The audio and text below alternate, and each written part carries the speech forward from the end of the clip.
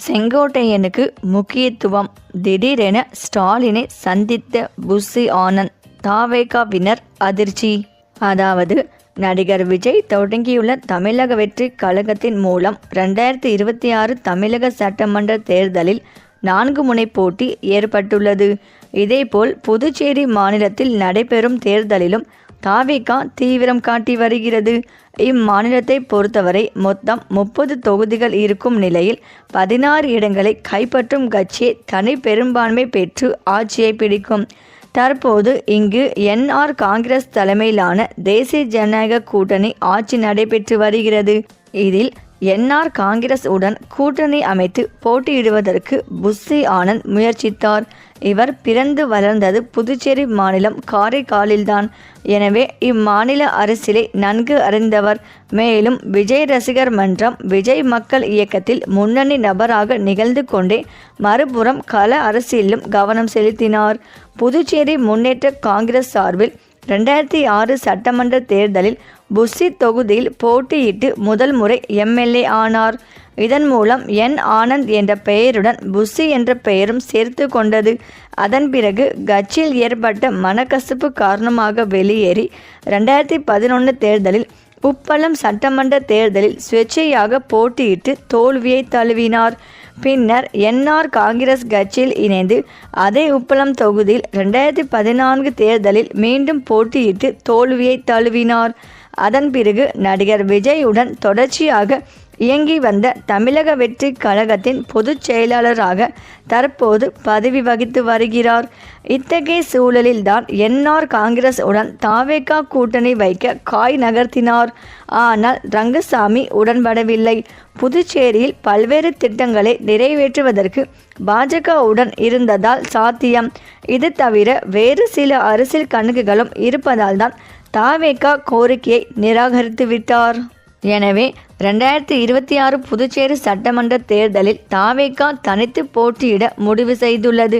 அக்கட்சி சார்பில் புஸ்ஸி அல்லது உப்பளம் தொகுதியில் போட்டியிடுவதற்கு என் ஆனந்த் ஆலோசித்து வருவதாக சொல்லப்படுகிறது.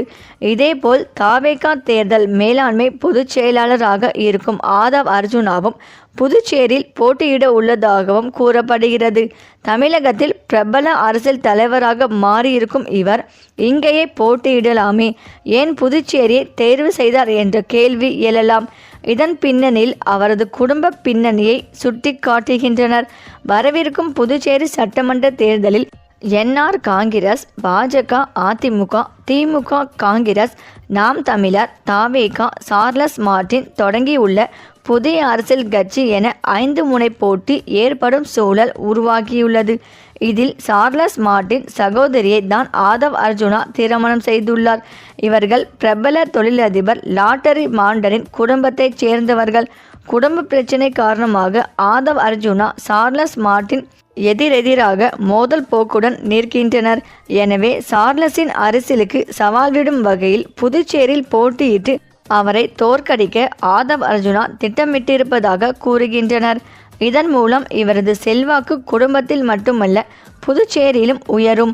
அது மட்டுமின்றி மாமனார் லாட்டரி மார்டனின் தொழிலை புதுச்சேரியில் விரிவுபடுத்த நடவடிக்கை எடுக்கக்கூடும். இவற்றின் பின்னணியில்தான் புதுச்சேரி சட்டமன்ற தேர்தலில் போட்டியிட புஸ்ஸி ஆனந்த், ஆதவ் அர்ஜுனா தீவிரமாக ஆலோசித்து வருகின்றனர். மேலும் 2026 நடைபெறப் போகும் தேர்தலில் விஜயின் தாவேகா போட்டியிடப் போவதாக அறிவித்ததிலிருந்தே இது அரசியல் களத்தில் பெரும் எதிர்பார்ப்பை ஏற்படுத்தியுள்ளது.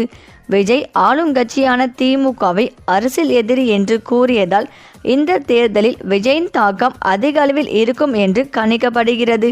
விஜயை தங்கள் கட்சியில் சேர்க்க பலரும் முயற்சித்து வரும் சமயத்தில் தாவேகா தலைமையில்தான் கூட்டணி, நான் தான் முதல்வர் வேட்பாளர் என்று விஜய் திட்டவட்டமாக கூறி வருகிறார். அதிமுக, திமுக போலில்லாமல் விஜய் கட்சி மிகவும் நல்லிணக்கத்துடன் இருக்கிறது என்று நினைத்த பொழுதுதான் அதனை முறியடிக்கும் வகையில் அமைந்தது கரூர் பிரச்சாரம்.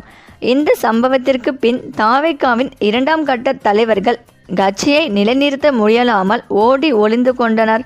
அத்துடன் ஒருவர் மீது ஒருவர் பழி சுமத்தி தப்பிக்க பார்த்தனர். அப்போதிலிருந்தே தாவேகாவிலும் உட்கட்சி பிரச்சனை ஆரம்பித்துவிட்டது. மேலும் கட்சியின் பொதுச் செயலாளர் புஸ்ஸி ஆனந்துக்கும் ஆதவ் அர்ஜுனாவுக்கும் சில கருத்து வேறுபாடுகள் நிலவியதாகவும் தகவல் வெளிவந்தது. இப்படி இருக்கும் சூழலில் தற்போது புதிதாக சேர்ந்தவர்களுக்கும் ஏற்கனவே கட்சியில் இருக்கும் 2ஆம் கட்ட தலைவர்களுக்கும் மோதல் போக்கு வெடித்துள்ளது. செங்கோட்டையன் வருகையால் புஸ்ஸி ஆனந்த் பின்னுக்கு தள்ளப்பட்டதாக கூறப்படுகிறது.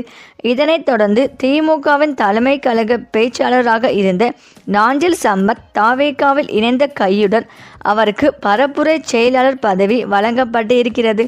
தாவேகாவில் ராஜ்மோகன் கழக கொள்கை பரப்பு செயலாளராக இருக்கும் நிலையில் அவருக்கு இணையாக புதிதாக வந்தவருக்கு இந்த பதவி வழங்கப்பட்டிருப்பது அதிருப்தியை ஏற்படுத்தியுள்ளது. இதனால் இவர்கள் இருவருக்கும் இடையில் மோதல் வெடிக்க வாய்ப்புள்ளது என்று பலர் கூறுகின்றனர். மேலும் புதிதாக வந்தவர்களை விஜய் முன்னிலைப்படுத்துவதால் அவர் மீது அதிருப்தி நிலவுவதற்கான சாத்தியக்கூறுகள் அதிக அளவில் உள்ளதாக அரசியல் வட்டாரங்கள் கணிக்கின்றனர். இந்த நிலையில் விஜயின் ஜனநாயகம் படம் வரும் 9ஆம் தேதி ரிலீஸ் என ஏற்கனவே அறிவிக்கப்பட்டு இருக்கிறது. பொங்கல் ஸ்பெஷலாக இந்த படம் ரிலீஸ் ஆகிறது. மேலும் விஜய் நேற்று நடந்த பொதுக்கூட்டத்தில் விஜய் திமுகவை அதிகம் விமர்சித்து பேசியிருந்த நிலையில் இன்று பராசக்தி ரிலீஸ் தேதி மாற்றம் செய்யப்பட இருப்பதாக செய்தி வந்திருக்கிறது. இருப்பினும் இது அதிகாரப்பூர்வ அறிவிப்பு வந்தால்தான் உறுதியாகும் என்று சினிமா வட்டாரங்கள் கூறுகின்றனர். இப்படிப்பட்ட நேரத்தில் யாரும் எதிர்பார்க்காத தாவேகா தலைவர் விஜயின் கரூர் பிரச்சார கூட்ட நெரிசலில் சிக்கி 41 பேர் பலியான சம்பவம் தொடர்பாக தாவேகா பொதுச் செயலாளர் புஸ்ஸி ஆனந்த் நிர்மல்குமாரை கைது செய்ய காவல்துறை தேடி வருகிறது. அவர்கள் தலைமறைவாகி உள்ள நிலையில் அவர்களை பிடிக்க 3 தனிப்படைகள் அமைக்கப்பட்டு தீவிர தேடல் வேட்டை முடுக்கிவிடப்பட்டுள்ளது. தாவேகா தலைவர் விஜய் செப்டம்பர் 27ஆம் தேதி அன்று கரூர் வேலுச்சாமிபுரம் பகுதியில் பிரச்சாரம் செய்தார். அங்கு அலைக்கடலென கூடிய கூட்டத்தில் விஜய் பேசிக் கொண்டிருந்த போது திடீர் மின்சாரம் துண்டிக்கப்பட்டதால் கூட்ட நெரிசல் ஏற்பட்டது. இந்த கூட்ட நெரிசலில் சிக்கி 41 பேர் உயிரிழந்தனர். மேலும் 50க்கும் மேற்பட்டோர் காயமடைந்து சிகிச்சை பெற்றனர். இந்த சம்பவம் பெரும் சோகத்தை ஏற்படுத்தியது. இப்படி இருக்கும் சூழலில் தற்போது புதிதாக சேர்ந்தவர்களுக்கும் ஏற்கனவே கட்சியில் இருக்கும் 2ஆம் கட்ட தலைவர்களுக்கும் மோதல் போக்கு வெடித்துள்ளதாக அரசியல் வட்டாரங்கள் கூறுகின்றன. இந்த நிலையில் செங்கோட்டையனுக்கு தாவேகாவில் முக்கியத்துவம் கொடுத்து வந்த காரணத்தால் அதிருப்தியில் இருந்த புஸ்ஸி ஆனந்த் திடீரென முதல்வர் ஸ்டாலினை சந்திக்க உள்ளதாகவும் தகவல் வெளியாகியுள்ளது. இந்த தகவல் தாவேகா கட்சியினரை அதிர்ச்சியடை வைத்துள்ளது என அரசியல் வட்டாரத்தில் பரபரப்பாக பேசி வருகின்றனர்.